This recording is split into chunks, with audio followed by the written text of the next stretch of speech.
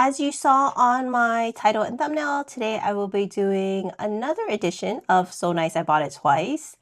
And you might be asking, why are you doing another one? It's been less than a year. Well, I did buy quite a few things, doubles of quite a few things in the last 6 months or so. So figured it'd be time to give a little bit of an update. And hi, if you're new here, my name is Elaine, and on my channel I like to talk about bags from mid-range to vintage luxury. And if you're returning, thank you so much for your continued support and viewership. I truly appreciate you coming back and watching my videos. So without further ado, let's get into it. We'll first actually go over sort of the updates. Earlier this year I did a So Nice I Bought It Thrice. I wanted to update that because I have sold a couple things, and so now they are no longer triplets of things. So first off, I sold a plume. I actually sold 2 plumes, both my plume 32 and 28, because I got these 2 beauties, but more on that later. And so I am left with a plume 28 Elan. So that's now a single. And then the other thing that I sold was my toolbox 26. It is just way too large, so I am down to just 2 of the toolbox 20s. Not going to repeat that here because I talk about them a ton. Things that are still the same that I have 3 or more of is my garden parties. So I still have the garden party 36, 30, and 23. Love them. And I think, you know, for me, I wouldn't get a Birkin anymore. I'm sticking with my garden parties. And I still also have all my Longchamp bags. And in fact, I might be looking to add a couple more. I've just been really into more Longchamp these days, but we'll see. Now, referring to my So Nice I Bought It Twice video, I sold one of my puzzles. So I'm just down to my classic black puzzle that you see all the time. I figured I just don't use 2 puzzles. The other puzzle was an older style that had a nice thick crossbody strap or shoulder strap, but it also had feet, a little bit of extra hardware. It was a little bit heavier, and I just found myself not reaching for it. Next, I sold my Lindy 26 in Nata, Swift leather. I didn't like the shape of it. Also, light colored Swift is a pain in the butt to keep clean, and I couldn't do it. So I did sell it off on the RealReal. I also sold off on the RealReal my Balenciaga First bag, which was in purple. So I now only have one, which is the colorful one, which is fine because I hardly use it as it is. It's sort of like a piece. It's like a sentimental piece really at this point. And I sold both of my Celine Boogie bags. I did do a review video comparing the Boogie bags with the Amazona bags. And in that video, I did say I picked the Amazona over the Boogies. So the Boogies are gone and the Loewe Amazonas are here, which again, I will go into it in a little bit. Things that are the same that I'm not going to bring out again in this video. So I do still have my Hermes Arsons, 2 petite Arsons, love them, use them quite a bit. I also still have my Hermes Box Kellys in the size 28. I keep talking about selling one eventually, but we'll see. They're so beautiful. They're almost like works of art. I have a very hard time letting them go. I still have 2 Picotins. I love my Picotin 18 in the cargo style. That does get a lot more used than the 22 in the Clemence Etude, but they're both beautiful. Love them. They're not going anywhere. And I still have my Valextra Izide bags and my Valextra bucket bags. A huge fan of Valextra, so those are not going anywhere as well. And last but not least, I still have my Proenza wallet on chains, mostly because they probably won't sell well anyway, so I might as well just keep them around in case I do ever need a wallet on chain, which is very rare. And that kind of gets you up to speed on my current collection from the last 2 videos. So let's dive into the doubles or the twins that are currently in my collection that have not been featured yet in any of those videos. So I'll start off with this side, I guess. So as I mentioned, I got rid of my Hermes plume bags. I like these so much better. If you want to know a little bit more about why, I did do a Battle of the Boston Bags video that you can see. I go into details about why I choose Michino over Hermes. But yes, I did have this PM size for the longest time. Beautiful green, surprising interior in goat skin. It's held up very well. It actually was in my most used bags for spring 2026 video. And then this is a recent addition. This fits a laptop. I did do a Michino MM versus PM video here. Honestly, I haven't used it much yet because I haven't really been taking my laptop around. Just been working mostly from home, but I know this is here for me if I need it. And this is going to be a lot more comfortable than the Plume 32 was, even though it's similar in dimension in terms of body size, but the straps make all the difference, right? So those are new. Then we'll go over to this side. Here we have my two Amazonas from the Stuart Vevers era. So that's like 2007, early 2000s. This one's in shearling and this one's in leather.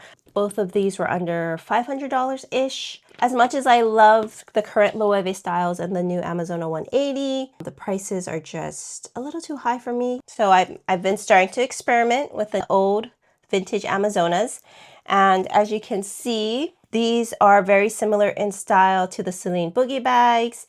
And as I had mentioned earlier, I did do a video comparing the Boogie bags with the Amazonas, and my pick was the Amazona, so the Boogies are out, and these are the two Amazonas that kind of taken their place. For this rectangular style top handle only bag, I do think the Amazona is so much better. It fits about the same amount, but it does have zippers, does have feet. Really like this bag, very durable. And not only do I have these two Amazonas, I also have these two Amazonas. So as you can see, these are more of the square types. They're both in suede with navy trim. So yeah, they look a little different. This one's actually a lot lighter.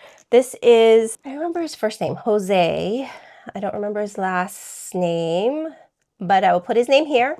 He was the creative director before Stuart Vevers, and this is sort of his take on the Amazona. So his are mostly square. They do not come with a lock or clochette. They usually come in different kinds of leathers, whether they're exotic or suede. If I had to choose between the rectangular vintage Amazonas and the square vintage Amazonas, my pick is actually the squares. They're a little bit lighter. Yes, the suede's a little bit more delicate, but they're not double lined in leather, so they're just a lot lighter to carry. I do like the fun pop of colors. I'm actually getting more into colors these days.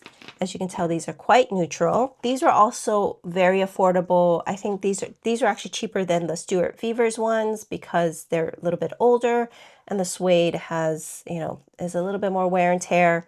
But all of these combined is still probably less than half of a new Amazona. The small size, anyway, because the small size I think is like $4,500, almost close to $5,000 if you include tax. Yeah, these definitely were less than $2,500. So not to say I wouldn't buy the new Loewe Amazona. We'll see. I do still have some credit left over. But anyways, so nice. I bought it. What is 4 times? Quatrice?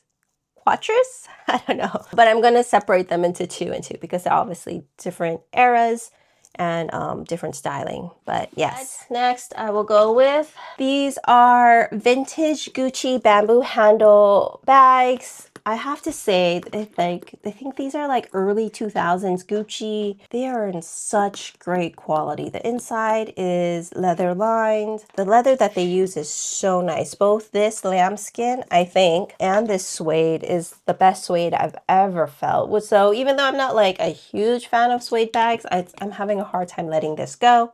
And each were under $300. So that's like a pretty good deal. I have yet to really use them. I did talk about in my video how I'm not really a top handle ladylike bag type of gal, but for less than $300 each, it's kind of worth keeping. I feel like just in case I go into that style later. I've been looking and it's kind of hard to find this particular style of like Alma's type of bag. They have them in bowling bags, like a speedy bag style, but this curved look is a little more rare, and it's also kind of hard to find them in really good condition.